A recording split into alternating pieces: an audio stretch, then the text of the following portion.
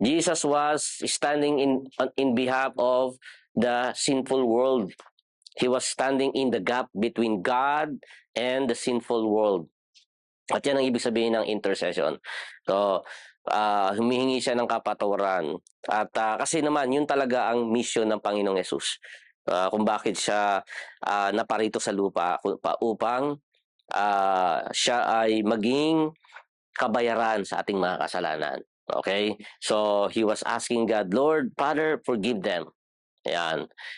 Yung mga nagpapahirap sa kanya, nagpe-persecute sa kanya, nananakit sa kanya, inaalimura, di ba? He was mocked by these people. He was crucified by these people. He was beaten by these people. And yet, he asked God, Father, forgive them. Kung i-apply natin yan sa ating sarili, sa ating buhay, kaya ba natin gawin yon? Can you pray for those people na kumbaga parang hindi sa atin, hindi friendly, hindi maganda yung trato sa atin, 'di ba? Can you tell them, can you ask the Lord to bless them? Can you pray for them? Yeah? Ito ay pinapakita dito ni Jesus Christ yung example na kahit na siya ay nandoon sa krus ng Kalbaryo ay he demonstrated the greatest love of all. Yan, pinakita niya, ipinadama niya, ipinahayag niya ang dakilang pag-ibig sa sangkatauhan. Yan. Yung mga mismo pang nagpapahirap sa kanya yun, yung kanyang inihingi ng kapatawaran mula sa Ama. Okay? So, tanging ang Panginoong Yesus lang ang kagawa nun. No, hindi natin magagawa yan. Kaya nga kailangan natin sa buhay natin, let us always look upon Jesus as our example. Kasi tayo hindi natin kayang gawin yun. Kasi nature sa atin, ang pagiging makasarili, egocentric tayo, di ba? Hindi ako ang mali, siya ang mali, siya ang mali. Pero si Jesus Christ, ito yung example niya. Pinapakita niya yung example na hingi natin ng kapatawaran, no, ang ibang tao. Ibig sabihin tayo mismo ay magpatawad. Yan. Okay. So, pangalawa. Truly okay. Pakibasa nga ni Kuya Louie J. Bago ka pa, dyan, boring. Truly I say to you, today you shall be with me. Yan. Ano yung kwento na to? Pinaliwanag ko to nung nakarang sa Thursday. Yes. Yung dalawang magnanakaw. Thieves. Thieves. Isa na sa kanan, isa na sa kaliwa. Tinanong ko dati sa inyo, bakit tatlo yung cross, da? Tatlo yung cross, bakit hindi isa lang? Pwede namang cross lang ni Jesus Christ. Pwede namang dalawa lang. Pwede namang apat. Pwedeng 5, pero bakit tatlo? Una, dalawa yung sagot diyan. Una, yung dalawang cross sa pagitan sa dalawang side ni Jesus Christ, they pointed to the two testaments, the Old Testament and the New Testament. Yung isa, hindi ko alam kung alin sa dalawang yon, pero yung isa sa kanila ay it represents righteousness through obedience and observance of the law. So yung isa doon, ibig sabihin noon, magiging matuwid ka sa harapan ng Panginoon sa pamagitan ng pagsunod mo sa kautusan. Yun yung isa doon sa cross. Samantalang yung isa naman ay nire-represent niya yung new covenant, and that is salvation by grace. Yung isa, righteousness by obedience of the law. Righteousness by observance of the law. And the other one is righteousness through faith. Righteousness by grace of God. Yun yung ibig sabihin ng dalawang cross, sa dalawang side ni Jesus Christ. The Old Testament and the New Testament. And then another meaning ng dalawang cross sa dalawang side ni Jesus Christ, another meaning, hindi lamang Old Testament, hindi lamang New Testament, kundi the answer of yes or no. The answer of yes or no. There are only two answers. There are only two options. Adyan mo to. Diba? There are only two. There's only no 3 answers, no 4 answers, but only 2 options. And that is yes or no. Kaya kung mapapansin ninyo, yung dalawang magnanakaw doon, yung isa, he rejected Christ. He answered no for the salvation. Diba? No, hindi man siya tinanong ni Jesus Christ na gusto mo bang pumunta sa paraiso kasama ko? Hindi siya tinanong noon. Pero the fact na he mocked Jesus, diba? He insulted Jesus. Ang ibig sabihin, it implies that he rejected the salvation that Jesus Christ was offering to him on that day. No? So, ang implication nun, he answered no for the salvation. So, yun ang ibig sabihin, yun ang isa nun, no. Yung isa naman, nung sabi niya na, Lord, sabi niya, Master, Rabbi, no? Remember me kapag ka nandun ka na. Alalahanin mo ako kapag ka naghahari ka na sa iyong paraiso. That statement of that thief implies the answer yes to the salvation. No? Nung sinabi niya sa Panginoong Jesucristo, alalahanin mo ko pag naghahari ka na, ibig sabihin nun, he responded positively. And he said, yes to the grace of God. So yun yung ibig sabihin ng dalawang cross doon. No? Dalawa yung meaning. Una, Old Testament and the New Testament. And then, the answer of yes and the answer of no. Okay? Yan. So, yan. Talagang, ito, example to, na talagang only by grace na tayo ay naligtas. Okay? Ito yung pinaka-climax ng lahat, mga mahal na kapatid. Yung story ng cross, story sa cross, yung mismong oras na to, when Jesus Christ said to this man, today, you will be with me in paradise. Ito yung pinaka-climax na tapos na yung panahon ng law. Tapos na yung covenant, or observance of the law. Tapos na yon. Andito na sa era ng grace. Grace era na tayo.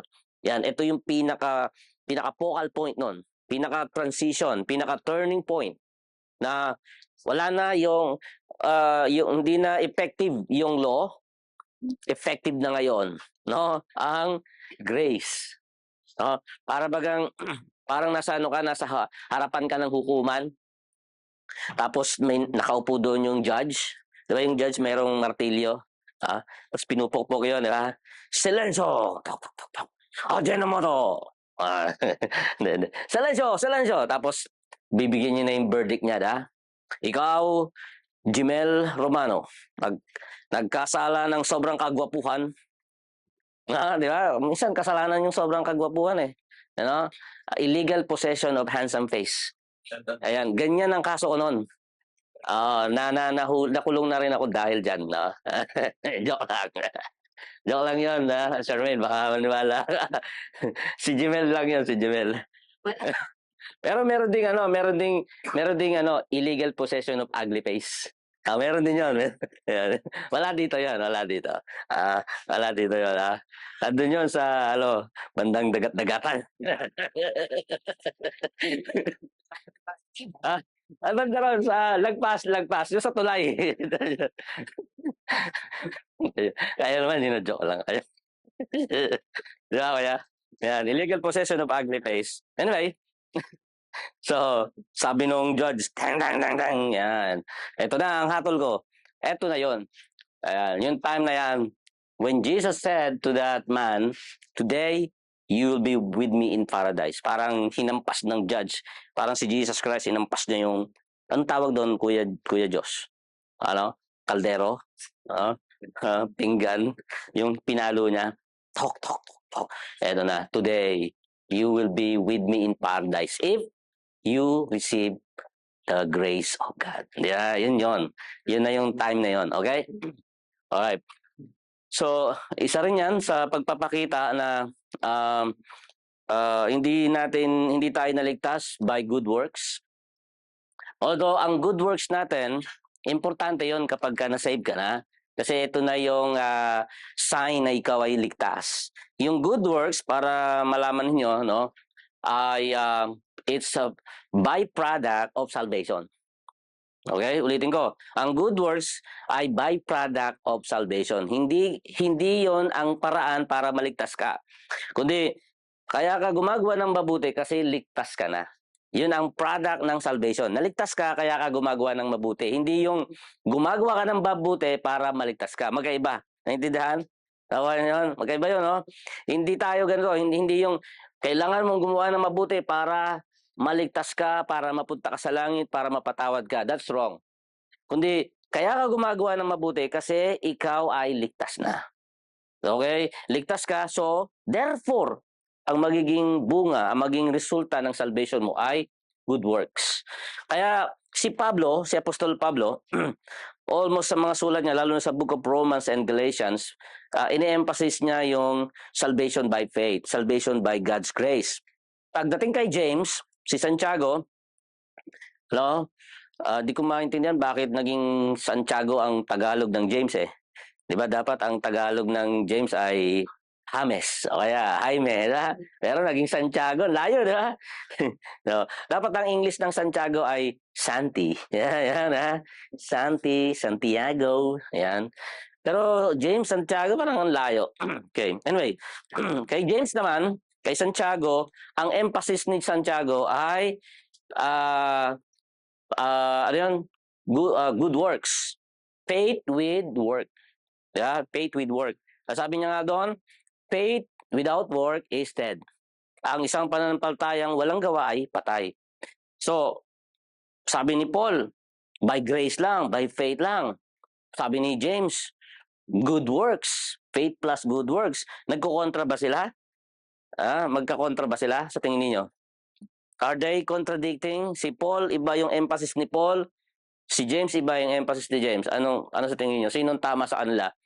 Tama ba na grace alone, faith alone, or works alone? No, pareho silang tama. Magkaiba kasi yung context na kanilang sinasabi, yung pinag-uusapan nila. Iba yung audience ni Paul, iba yung sinasabi ni Paul, iba yung konteksto ng mga pananalita ni Paul, iba rin yung audience ni Santi, ano? Ni Jaime, iba yung audience niya, iba rin yung context niya. Okay? Si Jaime, si James. Okay, no? Okay. So, good works ay hindi yan ang paraan ng kaligtasan, kundi ang grace at ang pananampalataya sa Panginoon. Yan, example yan, no?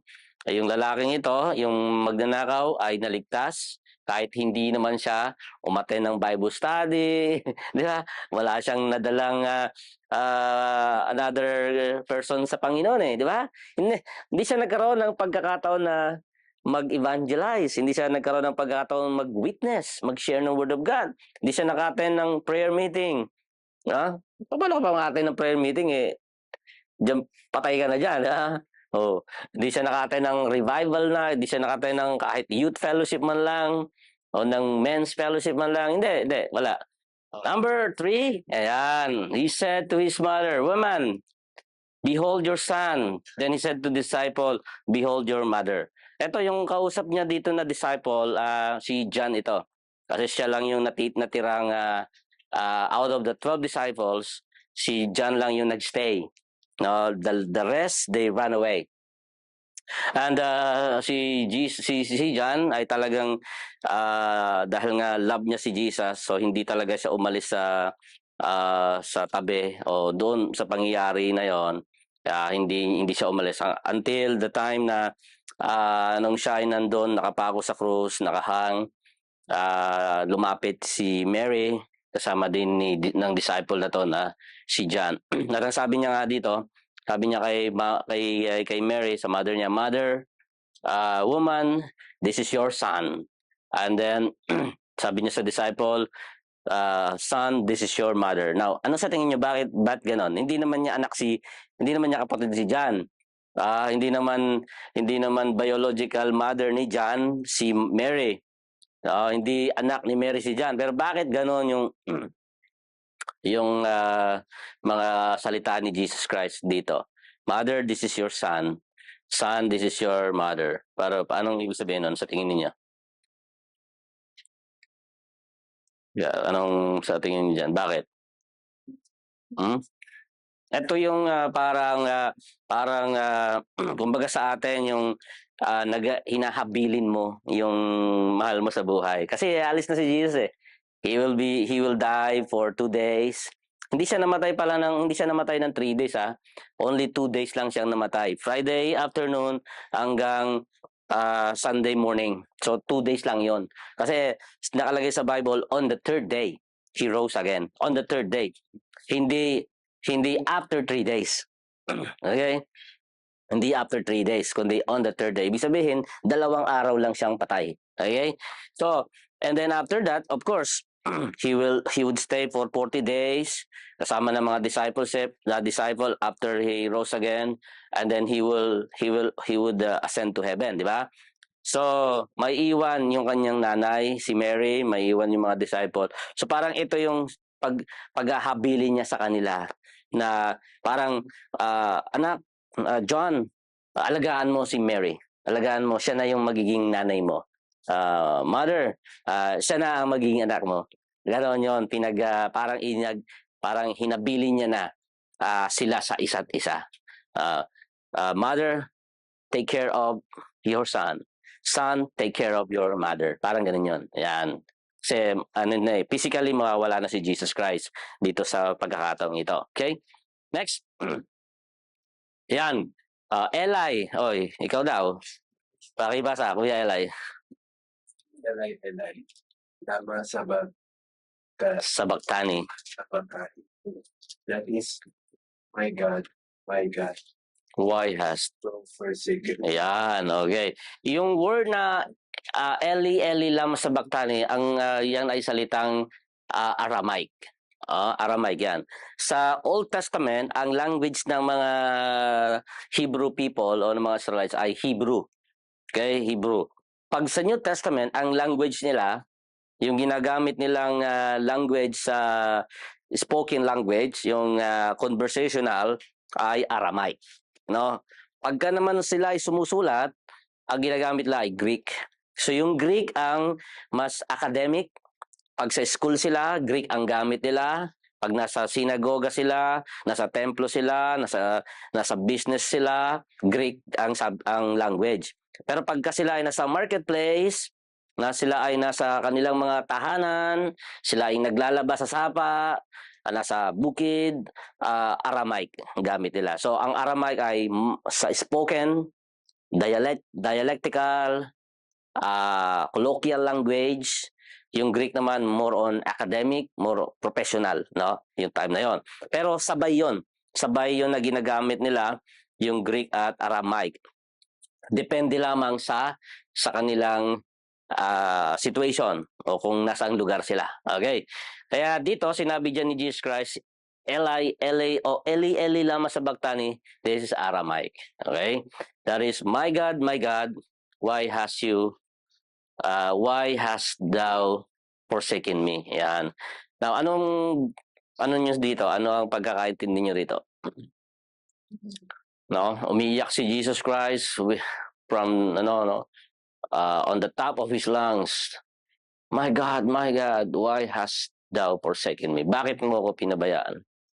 Grabe, di ba? So dito pinakikita talaga na God truly, physically abandoned Jesus.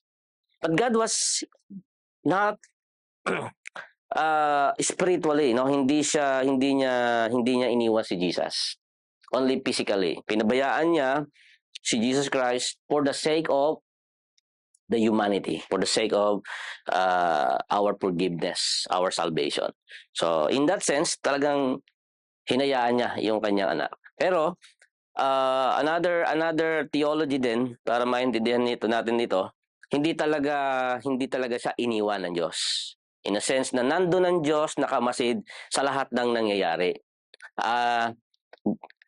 Maraming nagsasabi nung bata pa nga ako, sabi ng mga matatanda, ng mga bata pa kami, lalo na pagka Holy Friday, no, yung Biyernes Santo, sinasabi sa amin, huwag kayong maglaro, patay ang Diyos, baka masugatan kayo, walang nagbabantay sa inyo.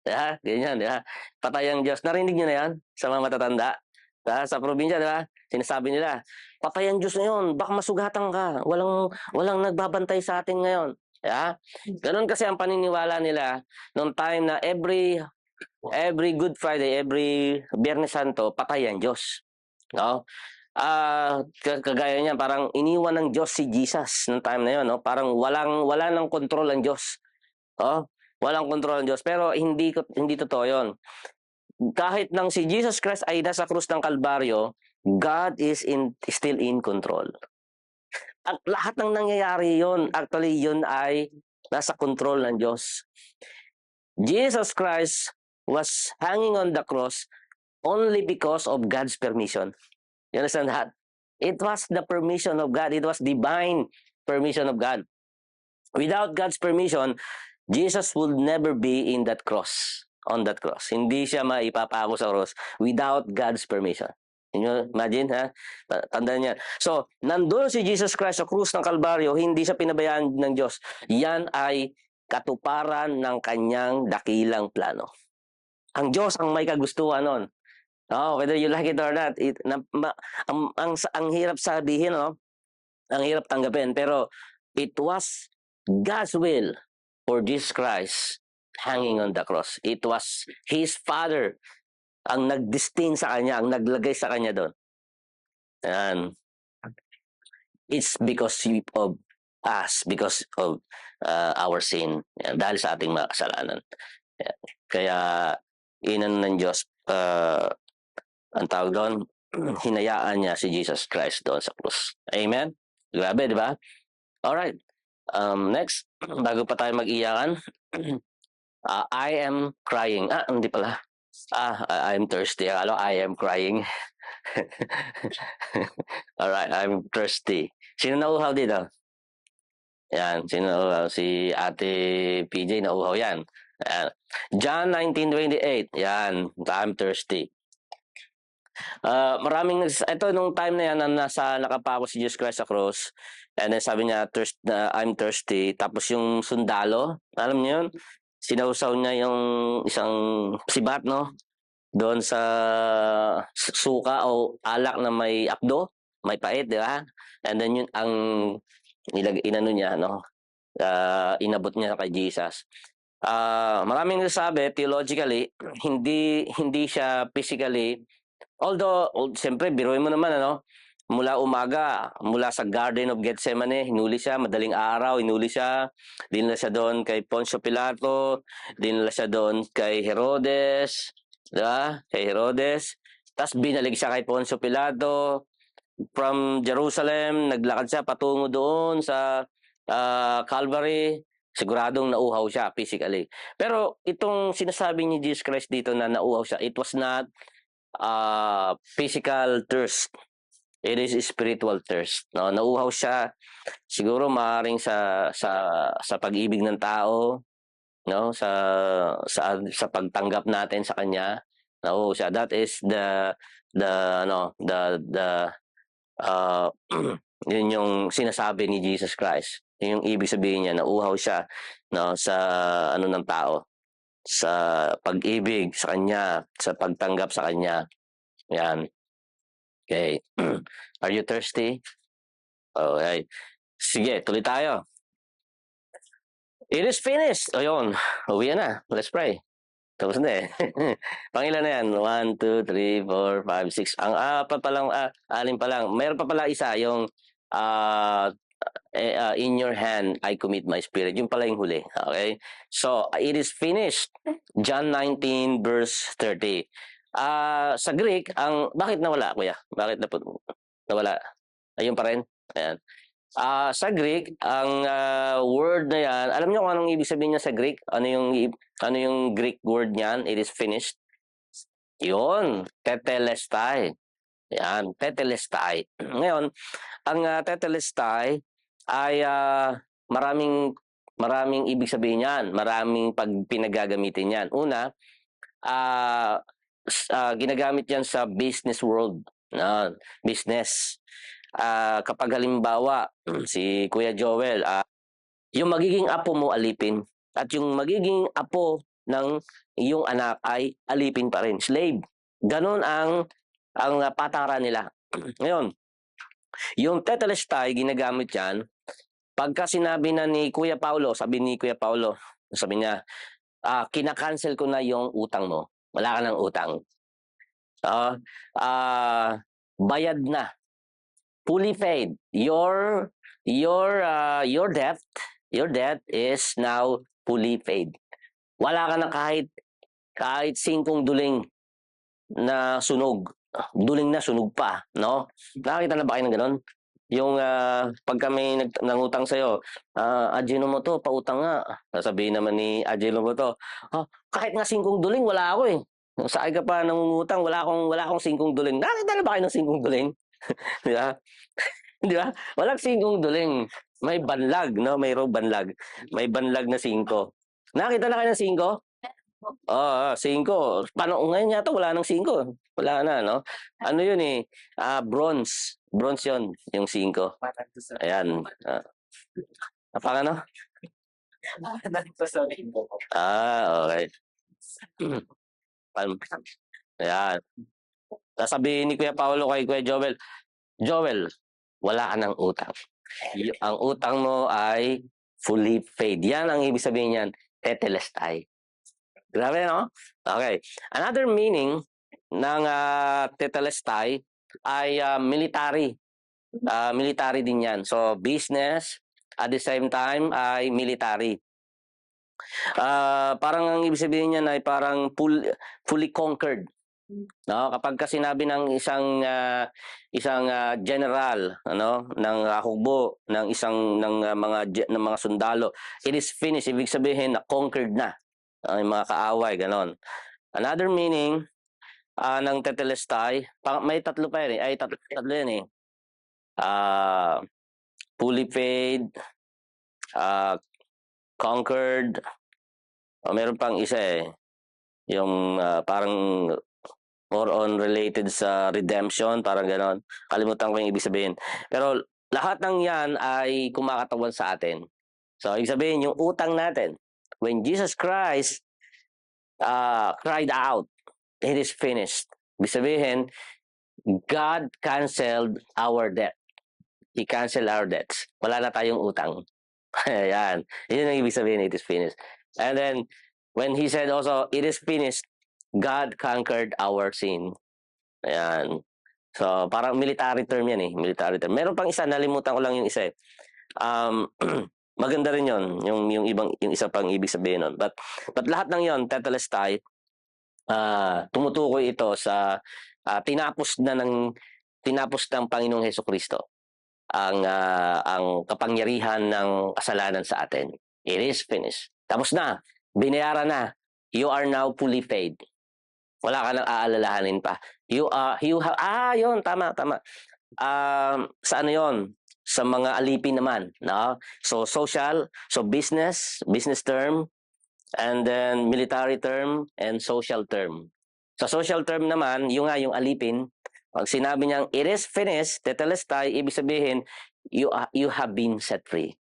Hindi ka na alipin ng kasalanan. You have been set free. When Jesus Christ cried on the cross, it is finished.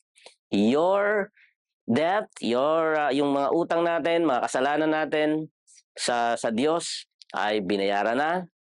Yung kasalanan natin, yung kapangyarihan ng kasalanan natin ay na-conquered na. At ngayon ay we have been set free. Hindi na tayo alipin ng kasalanan. Pinalaya na tayo ng Panginoon. Yun ang ibig sabihin ng tetelestai. Okay? Next. Father, yan, into your hands I commit my spirit. Ito yung pinakahuli. When Jesus Christ cried this statement, naglagutan na siya ng hininga. So indeed, talagang bumalik yung life na meron sa kanya, physical life niya, bumalik iyon sa Diyos. I commit my spirit into your hands. Yan. Okay.